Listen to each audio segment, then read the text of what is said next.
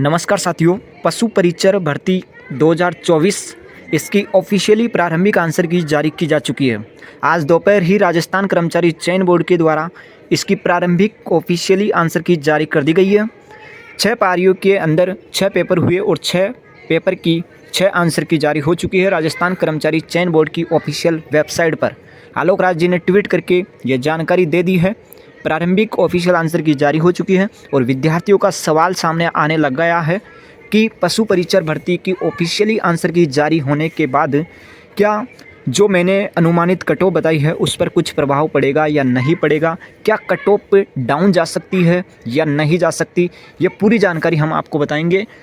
क्योंकि बहुत सारे अभ्यर्थी कह रहे हैं कि कट ऑफ डाउन जाएगी इस बार और बहुत सारे अभ्यर्थी कह रहे हैं कट ऑफ हाई जाएगी। आखिर कट ऑफ कहाँ पर जाकर टिकने वाली है, कहाँ तक कट ऑफ पहुँच सकती है, अधिकतम कहाँ तक कट ऑफ जा सकती है, यह पूरी जानकारी हम आपको बताएंगे। और सटीक कट ऑफ लेकर आए हैं, बिल्कुल विश्लेषण के आधार पर तैयार किया गया है। जो पिछली भर्ती हुई उसके आधार पर यहाँ पर नॉर्मलाइजेशन के अंदर किस पारी को फ़ायदा होने जा रहा है, ये भी हम आपको बताएंगे। बिल्कुल साथियों, पशु परिचर भर्ती की ऑफिशियल आंसर की जारी हो चुकी है, उस ऑफिशियल आंसर की पर हम चर्चा करेंगे। सबसे पहले यहाँ पर आप देखेंगे राजस्थान कर्मचारी चयन बोर्ड के द्वारा आज ही की दिनांक में एक प्रेस नोट जारी करके राजस्थान कर्मचारी चयन बोर्ड ने पशु परिचर भर्ती की ऑफिशियल आंसर की जारी कर दी है। सभी अभ्यर्थी अपने पेपर और यहाँ पर जो मास्टर पेपर अपलोड किया गया है उसी के आधार पर आपको मिलान करना है। और यहाँ पर आपत्ति मांगी गई है, आप देख सकते हैं ऑफिशियल वेबसाइट पर आपत्ति मांगी गई है। 28 जनवरी 2025 से 30 जनवरी 2025 तक आप वेबसाइट पर निर्धारित शुल्क के साथ प्रश्न के उत्तर के संबंध में या किसी प्रश्न के संबंध में या प्रश्न पत्र में सम्मिलित कोई भी प्रश्न है उसके संबंध में आप आपत्ति दर्ज करवा सकते हैं। ऑफिशियल वेबसाइट पर लास्ट डेट 30 जनवरी है और शुरुआती डेट 28 जनवरी है। यहाँ पर 100 रुपये निर्धारित शुल्क रखा गया है। यह नोटिफिकेशन जारी हुआ है और नोटिफिकेशन यहाँ पर पूरा देख सकते हैं। अब हम चलते हैं यहाँ पर आंसर की पर कि किस पारी के अंदर कितने प्रश्न डिलीट हुए हैं। सबसे पहले पारी 1 में चलते हैं। पारी 1 यानी कि 1 दिसंबर, जो आपकी 1 दिसंबर को पारी 1 थी, प्रथम चरण था और सीरीज का नाम है ए, यहाँ पर 13 ये नाम है। इसके अंदर यहाँ पर देख सकते हैं क्वेश्चन कितने डिलीट हुए हैं, एक बार चेक कर लेता हूँ। तो प्रश्न संख्या 16 एक प्रश्न डिलीट किया गया है पारी संख्या 1 के अंदर। 1 दिसंबर की फर्स्ट पारी के अंदर एक प्रश्न डिलीट हुआ है, प्रश्न संख्या 16। वही आगे चलते हैं, यहाँ पर पारी 2 में 1 दिसंबर वाली की, यहाँ पर सेकंड पारी में आते हैं। तो 1 दिसंबर की सेकंड पारी जिसका कोड है X12, यहाँ पर देखते हैं। तो यहाँ पर देखिए क्वेश्चन संख्या 48 यानी कि एक क्वेश्चन डिलीट किया गया है पारी संख्या 2 में 1 दिसंबर वाली। आगे आप बात करेंगे यहाँ पर थर्ड शिफ्ट में।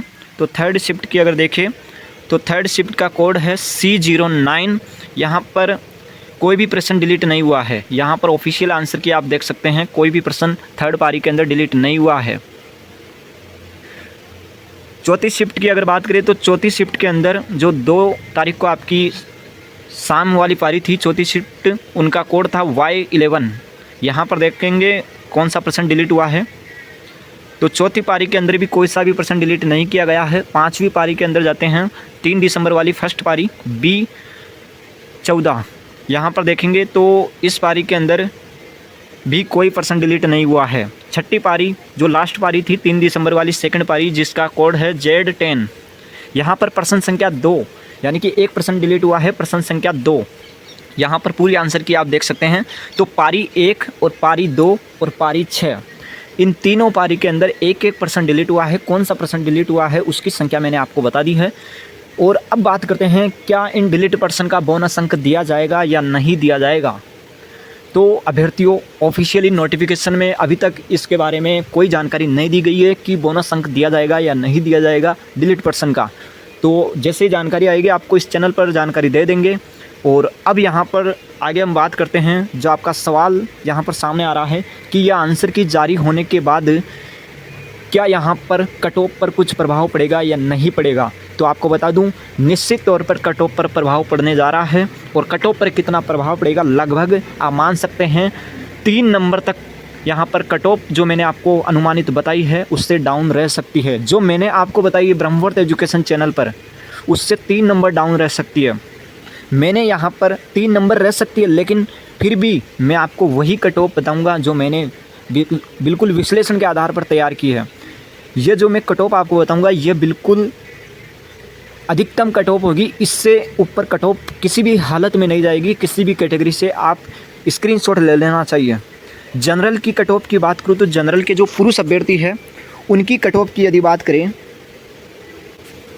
जनरल की यदि बात करें तो पुरुष अभ्यर्थी की कट ऑफ जा सकती है यहाँ पर 117 अंक से लेकर के 123 अंक तक ये कट ऑफ जनरल के पुरुष अभ्यर्थियों की जा सकती है। और वही महिला अभ्यर्थी की 107 अंक से लेकर के 112 अंक के बीच रह सकती है। फाइनल कट ऑफ की बात कर रहा हूँ मैं, संभावित है।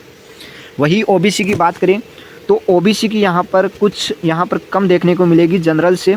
ओबीसी की बात करें तो ओबीसी के अंदर जो पुरुष अभ्यर्थी है उसकी कट ऑफ यहाँ पर संभावित है 113 अंक से लेकर के 118 अंक के बीच आपको देखने को मिल सकती है। वही महिला अभ्यर्थी की बात करें ओबीसी के अंदर, महिला अभ्यर्थी की बात करें ओबीसी के अंदर तो 102 अंक से लेकर के 107 अंक के बीच आपको कट ऑफ देखने को मिल सकती है। तो मैंने 2 की कट ऑफ बता दी है, संभावित है, फाइनल ये रह सकती है। ईडब्ल्यूएस की बात करें, सबसे पहले यहाँ पर ईडब्ल्यूएस की बात कर लेते हैं। ईडब्ल्यूएस के अंदर जो पुरुष अभ्यर्थी है उसकी कट ऑफ 107 से 112 अंक के बीच आपको देखने को मिल सकती है। फाइनल कट ऑफ ये रह सकती है। वही अगर बात करूं ईडब्ल्यूएस की महिला अभ्यर्थी तो 95 अंक से 100 अंक के बीच आपकी कट ऑफ फाइनल रह सकती है। यदि आपके इस कट ऑफ के बीच में नंबर आ रहे हैं या कट ऑफ के आसपास नंबर आ रहे हैं तो बिल्कुल आप सेफ जोन में हैं। कट ऑफ इससे ऊपर किसी भी हालत में नहीं जाएगी। या आपने भी यहाँ पर मिलान कर लिया होगा पेपर के जो आपके आंसर की जारी हुई है उसके बाद। आगे बात करें एमबीसी की, तो एमबीसी की बात करें तो एमबीसी के अंदर यहाँ पर एमबीसी की बात करें तो एमबीसी के जो पुरुष अभ्यर्थी है, एमबीसी के जो पुरुष अभ्यर्थी है इनकी कट ऑफ यहाँ पर 106 अंक से लेकर के 110 अंक के बीच रहने की संभावना है। फाइनल संभावित यह रह सकती है। वही महिला अभ्यर्थी की बात करें यहाँ पर तो महिला अभ्यर्थियों की एमबीसी के अंदर 98 अंक से लेकर के 103 अंक के बीच रह सकती है। फाइनल आंसर की जो आपकी फाइनल कट ऑफ है वो रह सकती है। वही आगे बात करें यहाँ पर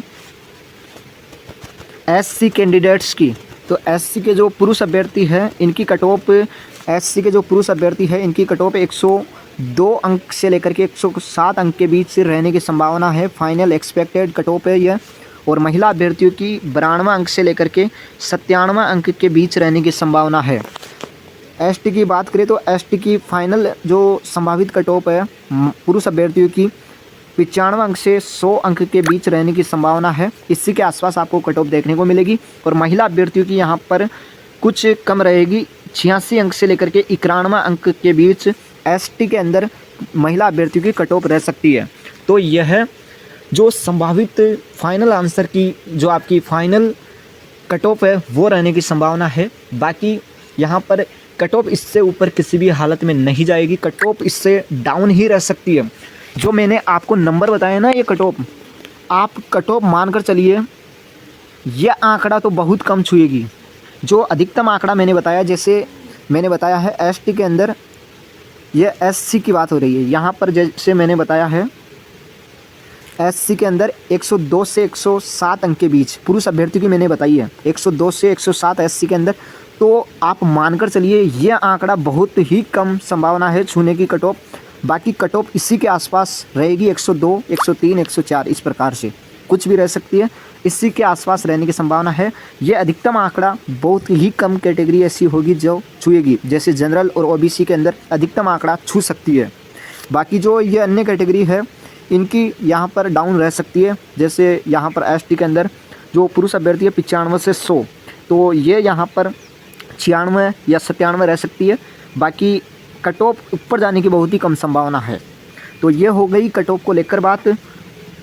अब हम बात करेंगे यहाँ पर क्या पद बढ़ने जा रहे हैं इस भर्ती के अंदर, क्योंकि सवाल यहाँ पर अभ्यर्थियों के सामने आ रहे हैं, क्या यहाँ पर पदों में बढ़ोतरी होगी या नहीं होगी। तो आपको बता दूँ यहाँ पर अभी फ़िलहाल वर्तमान स्थिति के आधार पर बता रहा हूँ आपको, यहाँ पर 841 पद बढ़ाए जा सकते हैं, लेकिन जब अभ्यर्थियों के द्वारा मांग उठाई जाएगी इन्हें बढ़ाने की, तब ही ये पद बढ़ सकते हैं, अन्यथा पद नहीं बढ़ेंगे।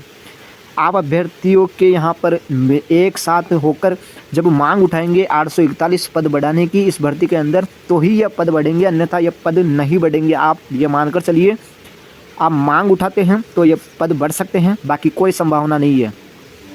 तो धन्यवाद, मिलते हैं नेक्स्ट वीडियो में, तब तक के लिए जय हिंद, जय भारत। आपका जो 2 गुना का रिजल्ट है वो 3 अप्रैल को जारी हो रहा है। 3 अप्रैल को आपका 2 गुना का रिजल्ट जारी हो जाएगा और आलोक राज जी संभावना यहाँ पर प्रयास कर रहे हैं कि मार्च के अंदर, मार्च लास्ट तक आपका रिजल्ट जारी कर दिया जाएगा 2 गुना का। तो ये थी संपूर्ण जानकारी जो मैंने आपको बता दी है। धन्यवाद। चैनल पर पहली बार जुड़ रहे हैं, चैनल को जरूर सब्सक्राइब कर लीजिए। हमारा यह चैनल 4000 सदस्यों का परिवार बन चुका है, आप ही की मेहनत और आप ही के प्यार और सपोर्ट की वजह से।